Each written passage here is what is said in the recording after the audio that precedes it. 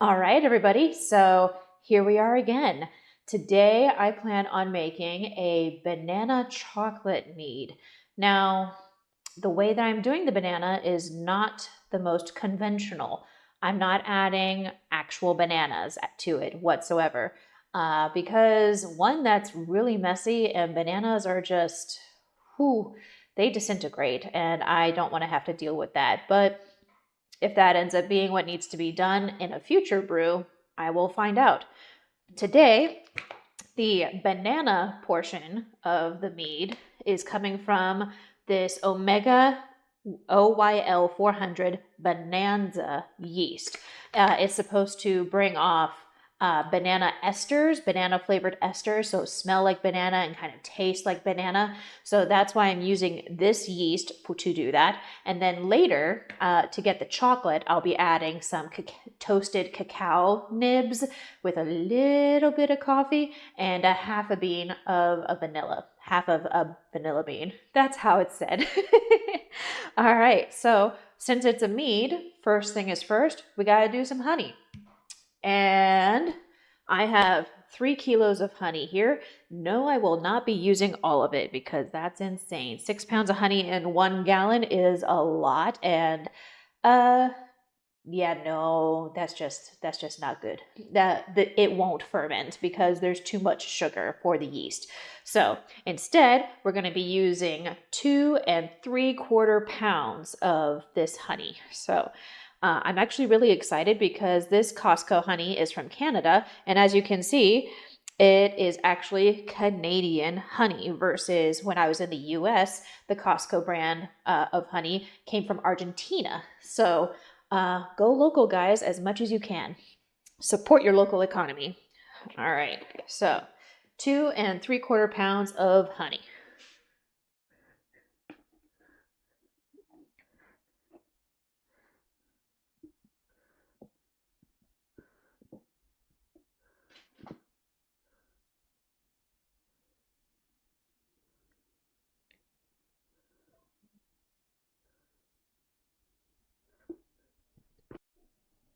There we go, 2 3/4 pounds exactly.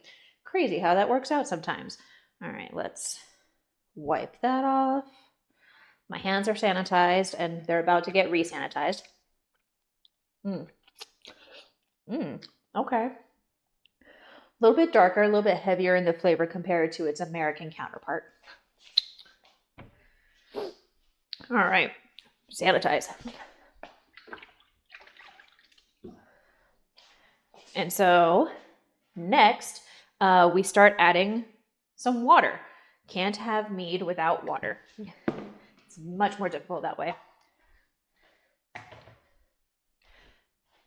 That's not true. A water type component. You can make mead out of juices. But so long as there's some sort of liquid involved, you can make mead. So first, we're going to finish off this 4-liter bottle. But we're not going to finish all of it. Oh, forgot to turn that off. My bad. Finish off this bottle. There we go. I'm going to keep this bottle, however, for conditioning later.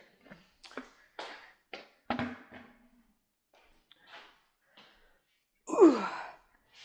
Oh, bottles are big sometimes. And these bottles are just extra heavy because they're 4 liters. So there's actually more water than I'm used to because 4 liters is more than 4 quarts to make a gallon. So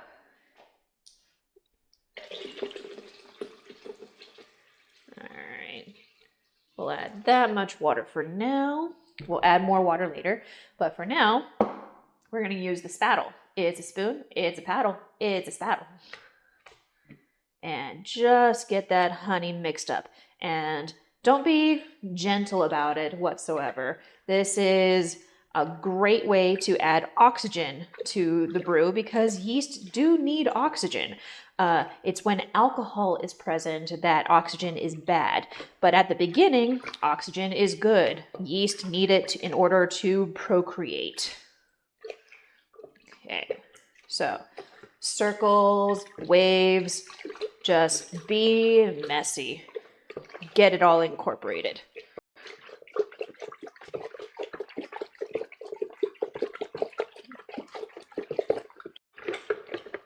The smell of the honey is fantastic.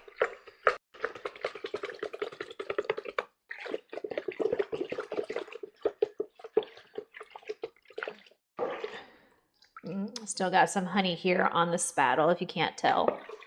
So keep on stirring, keep on keeping on.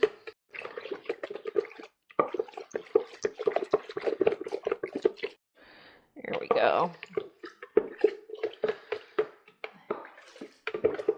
All right, that's a great first pass. Let's get our fermenter. I'm going to turn it so I can actually see the indentations on this time. If you saw last video, I had the indentations for measurement for ounces pointing towards you guys, which made life a bit difficult. But this time, I have the milliliters pointed towards you so I can see the American standard. But this fermenter is sanitized using Star San, so it might have a little bit of foam going on. But I do enjoy the fact that it is 1.5 gallons, so that in case the fermentation gets crazy, it has plenty of room. So into, there we go.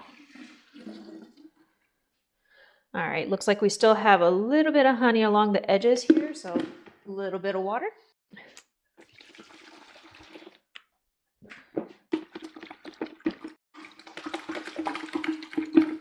Ooh, okay, that was a little too aggressive.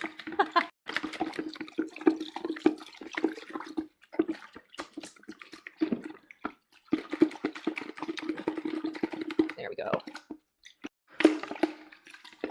And that's all the honey. And now we fill to the 1 gallon line.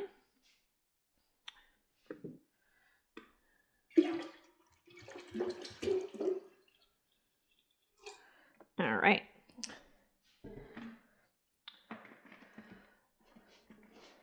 There we go.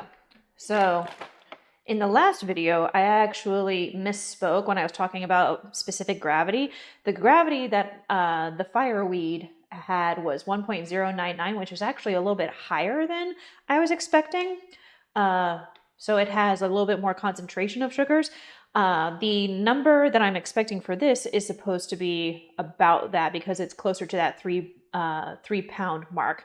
For every pound of honey, there are 0.046 points of gravity. And so, right, no? Yes, 0.046. So roughly, or is it 0.35? I think it might be 0.35. 0.035. I will double check that at another point. But let's get our gravity reading now.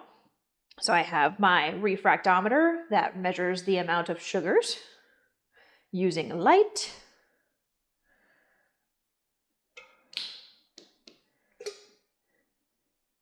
(24.9% Brix). That gets us a gravity reading of 1.105. There we go. So again, a little bit higher than I anticipated, but you know, every honey is different and that's just how it goes sometimes. Now we're going to try and take pH again.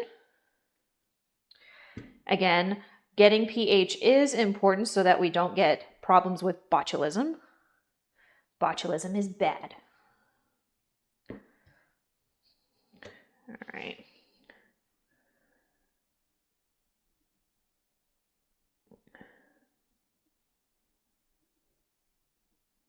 Sitting at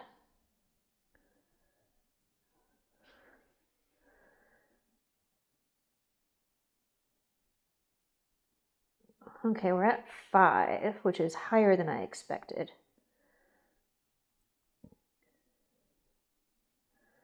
We're at 5.1. Again, higher than I expected, but fermentation is an acidifying process, so I'm not too terribly worried. As my unofficial mentors of city steadying brews have said pH doesn't quite matter as much here at the beginning because of the acidifying process, and they've done a number of brews without even measuring pH anymore. I'm taking it for consistency's sake and so that I get used to it while I go to school. So there's that. Let me put that down. 5.1 was pH. Next, I'm gonna put in some fermento. Again, honey does not necessarily have all of the nutrients that yeast need, so a little bit of fermento will go a long way if it comes out. It gets very sticky and clumpy. Just 2 grams of that, and that is in there. That's now in there again. And now we do a little shake of our yeast.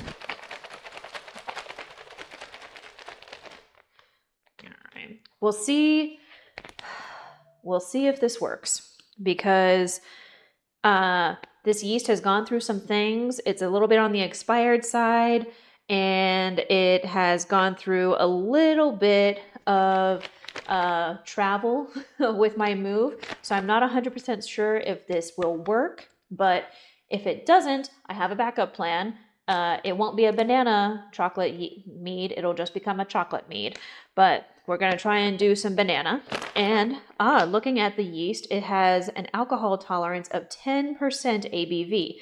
So, even though we have the possibility of getting to about 13% with this particular must, there is an entirely possible. It's entirely possible that it will only go to 10% because that's what the tolerance says on the package. However, yeast can't read, and so it could go higher. But if that's the case, yay, we get a little bit drier of a mead. If not, it'll be sweeter and go with sort of a dessert vibe of banana chocolate. So let's spray her down. There we go.